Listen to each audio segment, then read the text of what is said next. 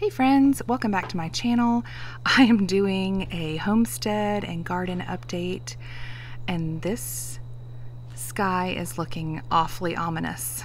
So let's see if we can get through it before the bottom falls out. Here is our sweet Piper girl. She's getting big. She is doing so well and does a great job of staying on the porch, which is her little perch. And she loves to follow us around. This is one of our fig trees. I don't think we're going to get any figs this year. This tree is a couple of years old, I think 3 years old. We probably need to prune off the stuff at the bottom after it dies back in the winter. Over here is our second fig tree that we thought was completely dead. In fact, Stark Brothers is sending us a replacement. But it is growing out of the bottom, so we may go ahead and leave this in the ground and trim back the main stalk or little trunk and let this one go, and then we'll also plant the new one when it comes in. Over here is one of our pear trees. It's just a baby. And there's the other one over there. So we won't probably get any fruit off of those for a couple of years. This is our Granny Smith apple tree. Now, as you can see down here, this is the damage that the deer did after Pepper died. But we do still have 6 apples still successfully growing. We'll see if they make it all the way to fruition. Now, this is another one of our apple trees. This is our other Granny Smith. This has more deer damage. You can see where the deer just bit lots of foliage off of these branches, especially down there, right there. But this tree did not produce any fruit this year. I'm not exactly sure why. It could be that we have not fertilized our fruit trees this year, and we also did not prune them, and you will see evidence of that over here. This tree probably received the most damage from the deer. We've got all these. This is an Arkansas black, and we probably ought to just cut that whole branch off. I don't think these apples are going to do very well because there's so many on this one branch. As you can see, it's moving over, it's bending over, and there aren't any apples on these upper sturdier branches. So what we should have done was prune this back to maybe 3 apples for this branch instead of the 8 or so that are on there now. And I did prune about 4 of them off. There were even more. But again, we didn't prune this year, and I know that the fruit trees are suffering. This one is probably our healthiest one. Did not receive a whole lot of deer damage. It does have 4 apples growing on it, and it's looking pretty healthy, and it's getting really big. It's the biggest one we have. And then over here we have our lone peach tree. I believe we have 3 unless they're gone. Okay, so there's one peach, and here's another. And there's the third back in there. And chances are these will not end up maturing to the point of us being able to eat them and they ripen and are sweet. Unfortunately, peach trees really require a lot of spraying. We are in a very pest-heavy area, and pests love these peaches. They smell amazing, they're soft, the skin is easy to get through, and they're also susceptible to disease, the trees are. So we'll see. We've got 3. This could be our lucky year and we end up with 3 peaches, but we will likely just run up about 30 minutes down the road to peach country, where there are dozens and dozens of massive peach orchards, and we love to buy from a family about 30 minutes from us. And we will be doing that in just a couple of weeks. Let's head up to the garden.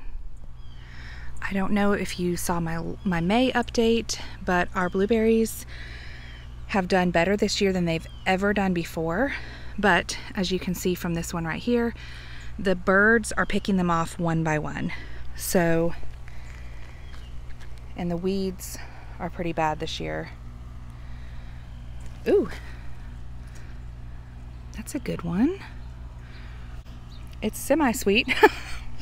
I've eaten quite a few blue sour ones. So the deer also ate all of the heads off of these sunflowers that were over here. But it seems to have had an effect similar to topping your pepper plants when they're young. And now they all have multiple heads on them. Look at this one. I believe this is one of the red varieties. You can tell by the purple stems. It's so pretty. And all of these have flower heads in the center. So you never know. Maybe the deer chomping the heads off of all of these sunflowers will end up producing some of the most beautiful sunflowers we've had yet. You can see all of these that have been picked off by birds. So I think next year I am going to drape some netting over from the garden fence. We can put some little posts along this border and protect our berries a little more. As these plants grow and produce a whole lot more berries, we won't have to worry about it as much. But right now, when we maybe could have gotten a quart of blueberries this year, and we'll get closer to maybe a pint or a cup if the birds let us have some. I do love that I will always have random zinnias. Look at this gorgeous one. It's so bright. I don't know what the official term for these are, but I call these the pom-pom variety because, you know, some of them are more like this, where it just opens out into more of a flat flower. Look at this gorgeous one. I don't think I've ever seen this color in my garden. It's almost like a deep wine. It actually looks darker in person than it does on this video. It's beautiful. And then I've got cucumber over here growing outside the fence. I think my girls have been pretty good about getting the cucumbers when they're ripe. We do have one on the other side of the fence over here. I'll show you in just a second. Look at this tiny little sunflower.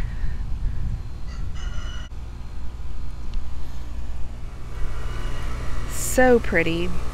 I love these little short varieties. This little guy is like 2 feet tall, but it's such a pretty bloom.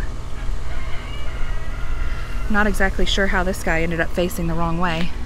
I think it's the same variety. Our raspberries have really taken off. This one is a good 4 feet tall now.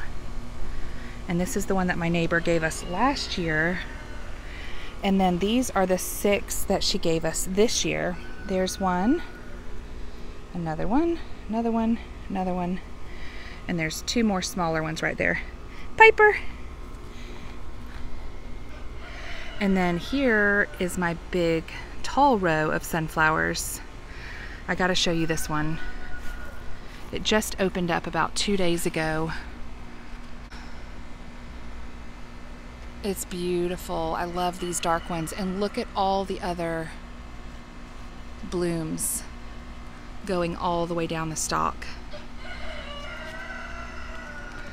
Oh no, here comes the rain. All right, it's not gonna get us just yet. Oh no, here it comes. I can't tell what direction it's coming from, but you can hear the heavy rain coming really quickly. We made it.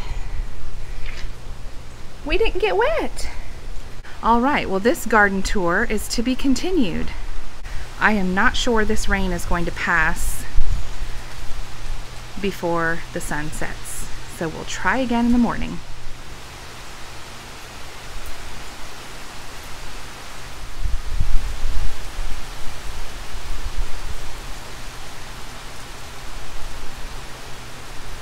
Here we are 2 hours later, and the clouds have dissipated some and the weather is nice again. So I thought I'd come out here and finish. I did want to show you the inside of my greenhouse. This is the tidiest it has been probably since January, right before I started seeds. So that's a huge relief. I will go ahead and tell you that the weeds have been out of control again this season. We have put down so much cardboard and wood chips, and the weeds just prevail. It is so discouraging. Look at this. So we have put down more cardboard because we have had a whole bunch of rain this week. Now I knew that if the rain came, it would really help weigh down the cardboard and it wouldn't go anywhere. So we'll see. The tomatoes,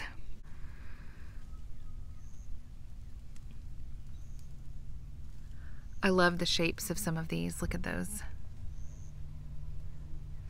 So I look forward to these ripening, or at least starting to blush. I need to put some cardboard down on these weeds as well. I planted so many varieties of tomatoes. I have lost track, and I was in such a hurry to get everything in the garden that I never ended up labeling them. I do know that these are my San Marzano paste tomatoes. They're on the other side of this cattle panel. I have 4 rows of tomatoes. They are all doing well. Ooh, look at these cherry tomatoes. They're almost ready to pick. Okay, that's gonna make a good snack. Ooh, look at this big one. I am so excited. Ooh, this one's starting to blush. Just a hair. Such pretty tomatoes. Oh, we have been looking forward to this for so long. I did cut 3 big green tomatoes, and we did fried green tomatoes on Father's Day. That was delicious. Here are 2 of my big nasturtium that we started from seed. And here's my 4 rhubarb plants. This one got pretty stunted for a little while. Ants were living inside the stalk. Now this is my first year doing rhubarb, so I don't know if rhubarb is prone to ants or what, but I've had a lot of ants around my rhubarb, and this one particular plant right here has just really kind of been stunted. But look at the size of that leaf. That thing is enormous. It's probably 18 inches in diameter. It's so pretty. Surrounded by some volunteer zinnias and my rose bush that's peeking through. And then here is a wild and crazy double row of tomatoes with lots of cardboard. I'm not even going to take you down there. All right, are you familiar with horse nettle?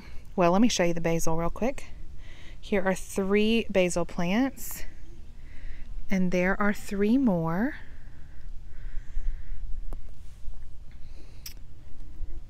Down here I have mostly San Marzano on both sides. Except for this over here. This one is not San Marzano. I'm not exactly sure what this is, but it sure is prolific. Look at that bunch of tomatoes. Goodness, that's amazing. Ooh, here's some more that are blushing. So many tomatoes. It's so exciting. Okay, here is an example of horse nettle. The entire plant is spiky, even the underside of the leaves. The horse nettle has been out of control for the last 2 years. Here's more. So we just top it. We top it with cardboard and hope for the best. We do have a pest in the garden this year that is a beneficial pest. It is called the false potato bug. And it's like gray and black, and it looks like a potato bug, but it actually eats horse nettle. How amazing is that? Ooh, look at those tomatoes down there. I think we're gonna have to come out with a basket tomorrow.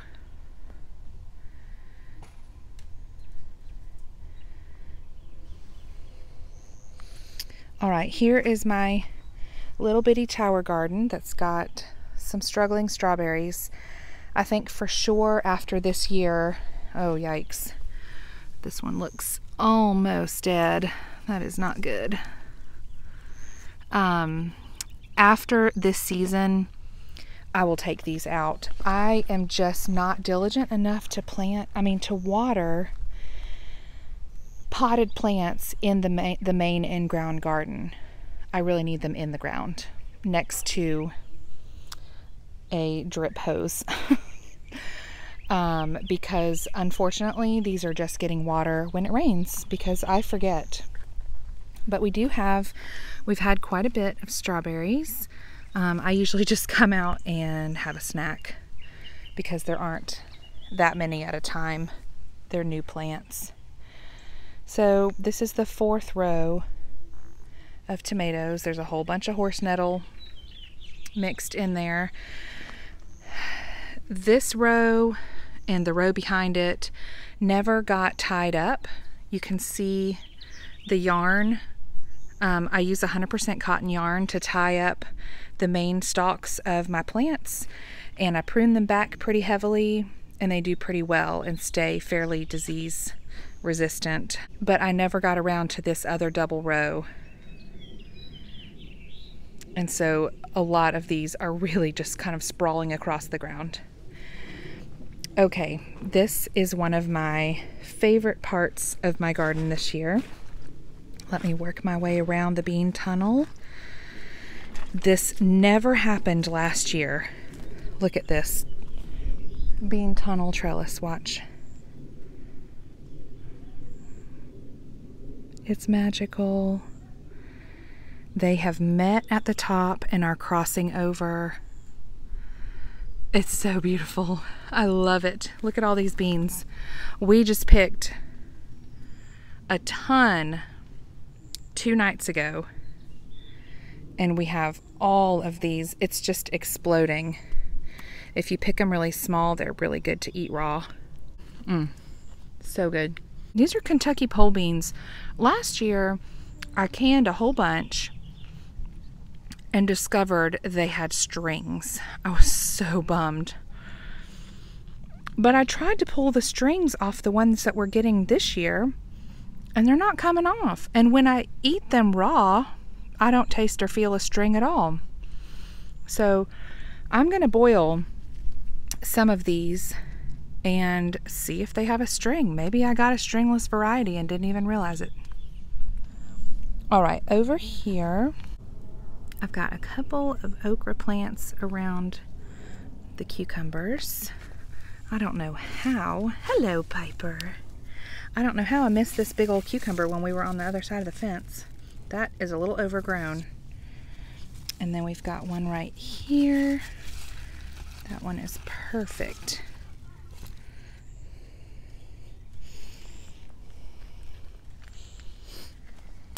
There is that dark zinnia again.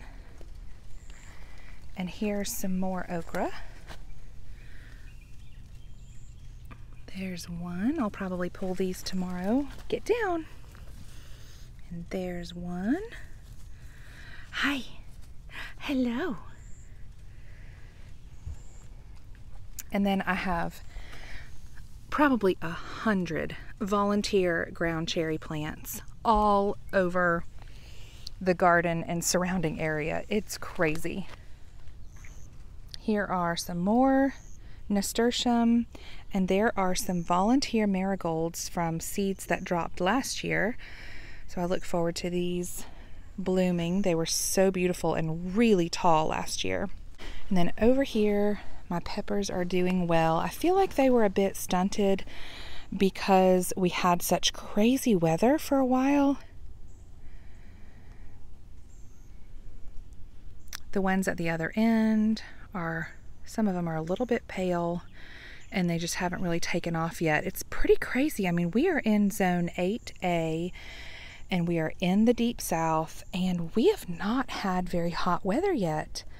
It's been amazing. It's just really shocking. So here are, oh, that's a pretty good sized pepper right there. These first 4 plants are called Chocolate Beauty.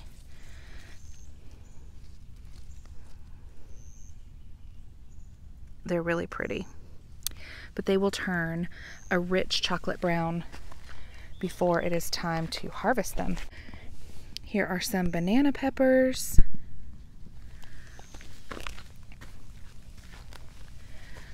More banana peppers. Another chocolate beauty, and this one's really small. This is cayenne. I can clip those.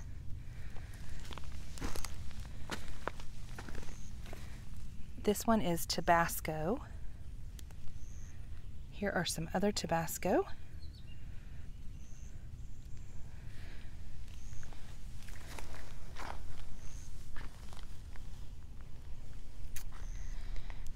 This is our potato patch. Now, the weeds have really taken over some of my sweet potatoes. So if you haven't seen my last video, I've got 2 rows of sweet potatoes, then 4 rows of red and white potatoes. Way back there, I've got 2 more rows of sweet potatoes. We did figure out that next year, rather than having 8 compact rows of potatoes, I would much rather do long 60-foot rows and be able to hill them a little better. So only have no more than 2 rows that are close to each other so that I can hill them a lot easier when it's time. Of course, the sweet potatoes don't need hilling, but the red and white potatoes would have produced a whole lot more if I had been able to hill them. And then here are some yellow monster and Cuadrado de Rosso. These are just a red sweet bell pepper. There's some more banana peppers. Oh, 2 more. I didn't realize that. Look how tiny this little guy is. I don't know what happened to him. I don't know what kind of bell pepper that is. Oh, a jalapeno that's doing well. Look at all the flowers. This is going to produce dozens of jalapenos. We've already got some going down there. Oh, quite a lot. They just need to get bigger. And then, I don't know where you're from, but we have a very annoying, invasive, really big weed called the pokeweed. And that is what this guy is. And if you let it go, it gets huge. So the goal is not to let it go. I will get something in here to chop it down this weekend. There is another jalapeno plant. Let's see what this one is. This looks like it might be another, I don't know if this is a jalapeno, but it definitely looks like a hot pepper plant of some sort. Look at these cute little guys. And over here, those are so tiny. I have no idea what they are. Well, that sums up the garden tour for the middle of June. Hopefully, maybe, things will look a little bit tidier when we come back in July. Probably not. But this is by far my favorite feature of our 2023 garden, the magical bean tunnel.